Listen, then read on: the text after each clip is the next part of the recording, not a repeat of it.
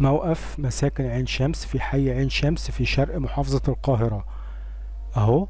ده الموقف ده اتوبيس 1002 بيروح المعادي، وادي ميني باص 318 بيروح الرحاب والبوابات.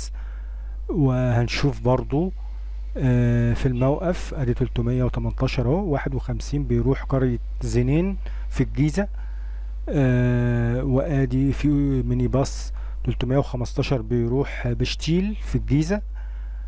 وده ميكرو اهو 315 بيروح بشتيل، وفي 13 بيروح الاسمرات اهو، بيروح الاسمرات في المقطم.